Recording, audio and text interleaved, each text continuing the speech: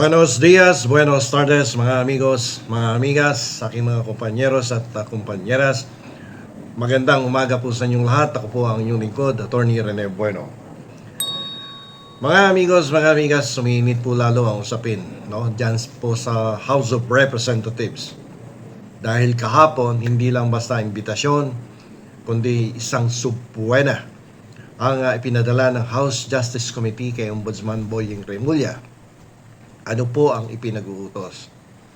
Ipakita ang SALN ni Vice President Sara Duterte. Ngayon, bakit ito napakalaking balita? Dahil matagal nang restricted o limitado ang paglabas ng SALN sa ilalim ng mga bagong patakaran ng Ombudsman. Ngayon, magbabanggaan po ang kapangyarihan ng Kongreso at ang confidentiality ng Ombudsman. Sino ngayon ang mananaig? So ito po ang aalamin natin at ipaliliwanag po natin ang batas na may kaugnayan dito sa Statement of Assets and Liabilities Network. So ano ang kapangyarihan ng Kongreso? Yung kanilang power of inquiry. Bakit sila pwedeng mag-utos sa ombudsman, no? Bakit pwedeng mag-utos ang Kongreso sa ombudsman? Sino ba mas mataas diyan sa dalawang ahensya ng gobyerno na 'yan? At nauutusan ng Kongreso ang ombudsman, no, na pumunta sa kanya at ipadala ang mga dokumentong hinihingi ito na gagamitin sa isang investigation. Ngayon, puntahan po natin yung Section 21 ng Article 6 ng ating saligang batas. Sinasabi dito na ang Senado o ang Kamara ay meron pong kapangyarihang magsagawa ng mga inquiry in aid of legislation. Dahil ang Kongreso mo mayroong impeachment power yan, di ba? At may eksklusibong kapangyarihan yan, no, sa impeachment. Sila yung pwede mag-initiate at may kapangyarihan na mag-endorso ng impeachment complaint diyan sa ating mas mataas na kapulungan sa Senado. So dito, para maipasa nila sa mataas na kapulungan yung impeachment complaint, syempre kailangan nilang magkalap o maghanap ng ebidensya para malaman kung merong naganap na betrayal of public trust o kaya yung culpable violation of the Constitution, meron bang bribery, meron bang corruption or plunder. Yan po yung mga grounds for an impeachable official may be impeached by the House of Representatives. So ito po kasing SALN ay napakahalaga pong dokumento nito. Ang SALN ay hindi lang po basta papel yan, no? Ito po ay proteksyon laban sa korupsyon sa ilalim ng Republic Act 6713 o yung tinatawag po nating Code of Conduct and Ethical Standards for Public Officials and Employees. Excuse me. So, pag pumasok ka sa gobyerno, required ka magsumite ng SALN at mandatory requirement yan. Ang batas po ay nagsasabing ang publiko, ang mamamayan, ay may karapatan pong malaman ang yaman ng isang opisyal. So, pagpasok mo pa lamang sa gobyerno, ikaw ay kinakailangan mag-prepare na kagad ng iyong SALN. At para makita natin kung gaano ba kalaki ang kayamanan mo, no, habang nasa gobyerno ka. Gaano itinaas nito, magkano ang nadagdag in comparison to your prior to your election or appointment to public office. Ngayon, nung mga nakaraang taon po kasi naglabas ang Ombudsman ng Memorandum Circular Number 1, no, Series of 2020 na nagsasabing hindi pwedeng ilabas ang SALN. Maliban na lamang kung mayroong pahintulot ang opisyal o may utos, no, ang hukuman. Pero dahil dito, no, dahil ito ay impeachment proceeding, mas matimbang ang kapangyarihan ng Kongreso. Ito pong memorandum circular na to, ito po yung kapanahunan pa ng ating Pangulong Rodrigo Duterte, no, na medyo hinigpitan ng pagtingin sa mga SALN ng mga public officials, no. Dapat may consent pa nga. Yun ang mga nakaraang kautusan.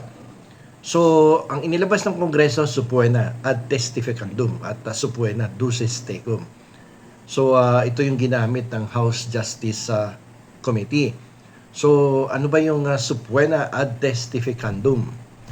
So ito pong ad testificandum, ito po ay isang obligado kang humarap, no? Ang yung nabigyan nito ay obligadong humarap at magtestigo, no? Sa harapan ng House Committee on Justice, no, during the investigation in aid of legislation. Ito namang subpoena duces tecum ay obligado ka naman dalhin ang mga hinihinging dokumento. And in this case, yung SALN ni BP Sara ay pinapadala ng Kongreso sa Ombudsman upang suriin yung SALN niya.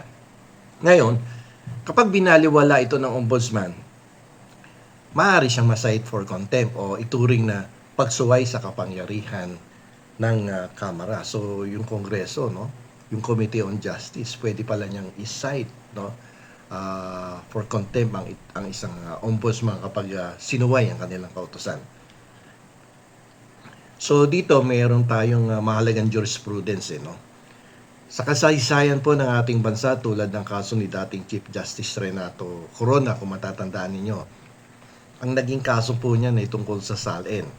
Doon po nakasentro yung kanyang naging kaso nung siya ay nagkaroon ng impeachment complaint diyan sa House of Representatives na umabot nga po sa Senado. So, ayon po sa Korte Suprema, sa maraming pagkakataon, ang transparency sa yaman ng opisyal ay bahagi ng public office, is a public trust. So, hindi pwedeng gamitin ang confidentiality para para pagtakpan, no, ang posibleng unexplained wealth. So, public office is a public trust. So, ito pong laban na ito ay hindi lang tungkol kay Vice President Sara Duterte o kaya Ombudsman Boying Remulla. Ito po ay tungkol sa ating karapatan bilang mga boss ng gobyerno, di ba? Kung matatandaan nyo, yan nga isa sa mga naging tagline ng dating Pangulong Benigno Noynoy Aquino Jr. na kung saan sinasabi niya palagi, kayo ang boss ko, no? So, dahil tayo ang mga boss, kailangan natin malaman ang katotohanan tungkol sa mga kayamanan ng mga public officials na to. Ito pong SALN ay salamin, salamin yan ng katapatan ng isang lingkod bayan. Kung walang itinatago, bakit kailangan pigilan ng pagbusisi? So, dapat open tayo, di ba? Parang magjowa, mag-asawa lang yan. Wala kang itatago, di. Ayan, sa yung cellphone, halongkatin mo yan. Tingnan mo lahat yung text message dyan. Di ba? So, walang tinatago, hindi ka natatakot ibigay agad-agad ang mga personal mong gamit. So, sa April 14, mag-aabang tayo, no? Kung ito bang ombudsman ay susunod sa utos ng Kongreso o gagamitin nila ang teknikalidad ng batas para manatiling lihim ang yaman ng Vice Presidente. So, tandaan po natin, sa ilalim po ng ating konstitusyon, walang sino man ang mas mataas sa batas. Maging ikaw man ay ombudsman o maging Vice Presidente ka man. So, ang gagawin natin dito, manatili po tayong lahat na mapagmatsyag dahil ang bawat pirma sa SALN ay pananagutan sa taong bayan.